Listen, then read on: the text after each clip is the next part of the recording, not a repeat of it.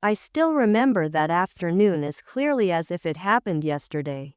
The air was cool, the sun was setting behind the glass towers of Seattle.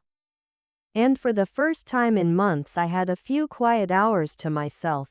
After decades of meetings, projects, and constant travel, I wanted nothing more than a simple lunch. No assistants, no bodyguards.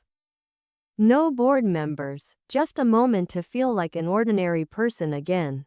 So I decided to visit a small restaurant downtown, the kind of place I used to go to before Microsoft even had an office. I wore a simple shirt, jeans, and a light jacket, hoping to blend in with the crowd, but I soon realized that anonymity is a luxury a billionaire rarely enjoys. When I entered, the place was buzzing with conversation, and the smell of freshly brewed coffee filled the air. I chose a small corner table, placed my phone face down, and waited for the waiter to approach. He looked young, perhaps new at his job, polite but distracted.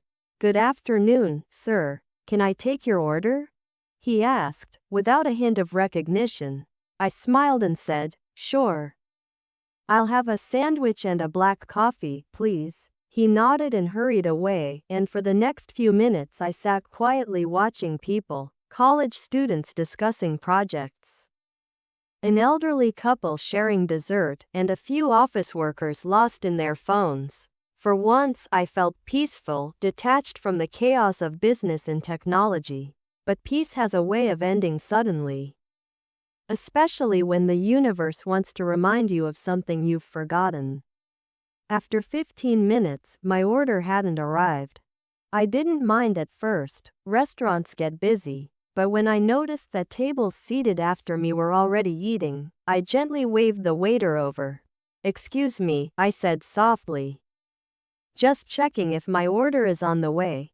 He looked confused, glanced at his notepad, and replied, "Oh, I'm sorry, sir, it seems your order got mixed up. I'll fix that right now." I smiled.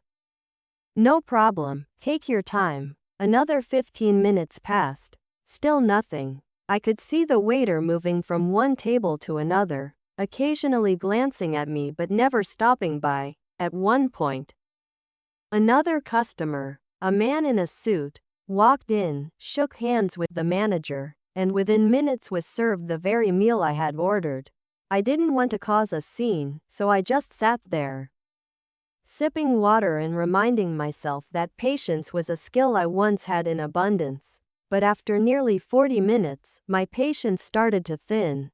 I stood up, walked gently to the counter, and asked the manager, "Excuse me, is there a reason my order hasn't been served?" The manager, a middle-aged man with a forced smile, looked at me for a moment, then said something that genuinely surprised me. "Sir, we're very busy today, and we can't prioritize every customer equally. Maybe you'd prefer a more premium place. This one's quite casual." For a few seconds, I didn't know how to respond. It wasn't the words that hurt, it was the tone. There was condescension.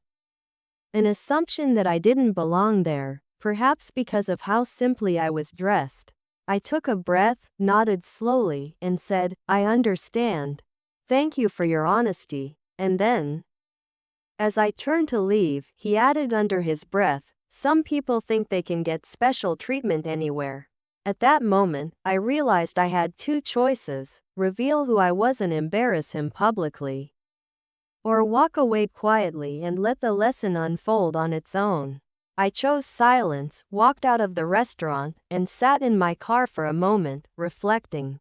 Years ago, when I was building Microsoft, I faced rejections every single day. People told me my ideas were unrealistic, that no one would ever want a computer in their home.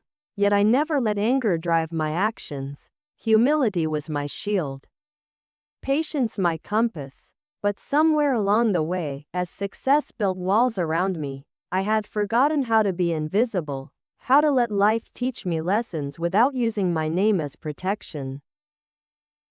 I drove off without eating, but my hunger that day wasn't for food, it was for understanding. I wanted to know why people treat strangers differently, why kindness depends on perceived status. So I asked one of my foundation staff members, discreetly, to visit the same restaurant the next day, posing as an ordinary customer. I didn't tell them why. When they returned, their report confirmed my suspicion. The restaurant treated customers based on appearance and assumed wealth. I didn't want revenge. I wanted to create awareness. So a week later, I returned, but not alone. I invited a few journalist friends for an informal lunch meeting. We walked in quietly, no cameras, no entourage. The same manager saw me, froze for a second. And then his expression changed entirely. "Mr. Gates.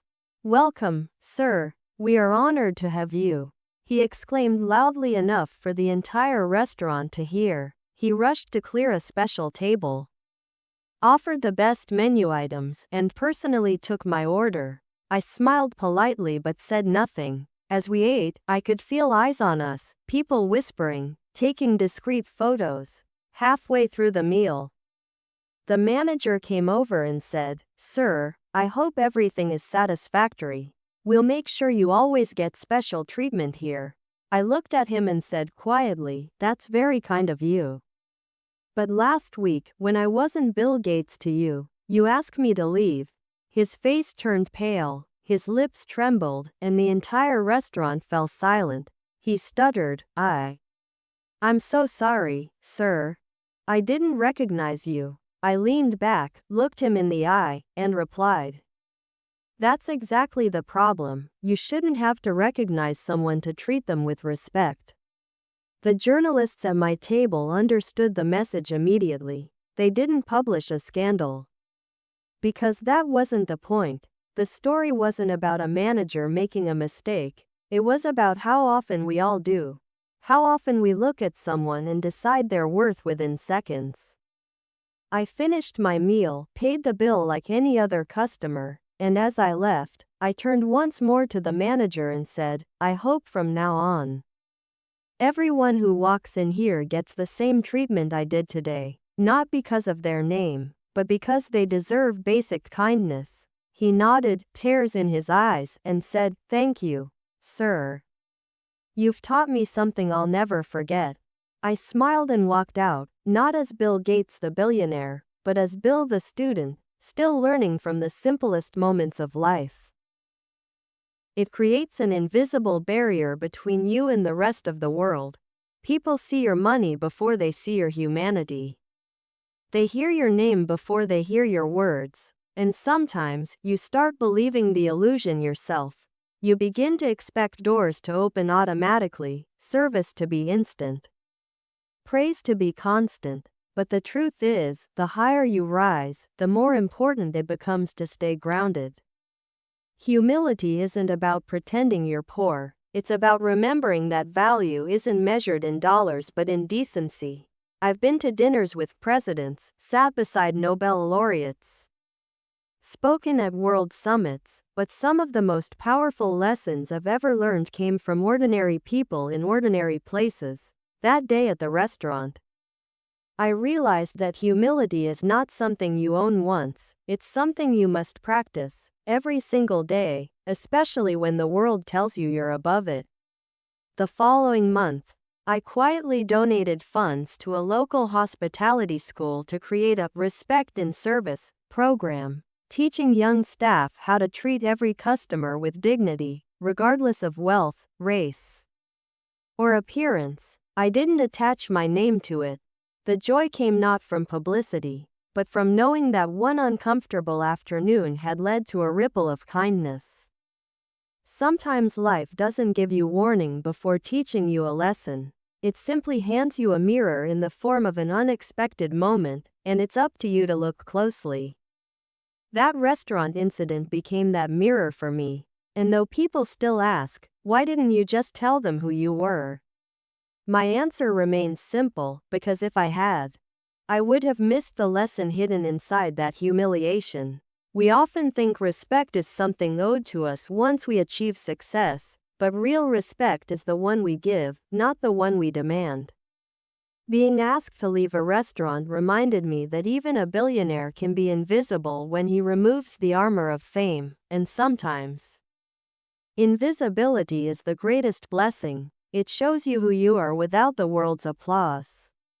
Even now, when I walk into any place, a cafe, a small store, or a village school in Africa, I make it a point to greet people first, to thank them personally, to listen instead of instruct, because I've learned that titles and trophies may open doors, but kindness opens hearts, and at the end of the day, no matter how much we build, donate, or invent, we are all just guests in this world, each of us seated at the same table, waiting to be served our share of humility.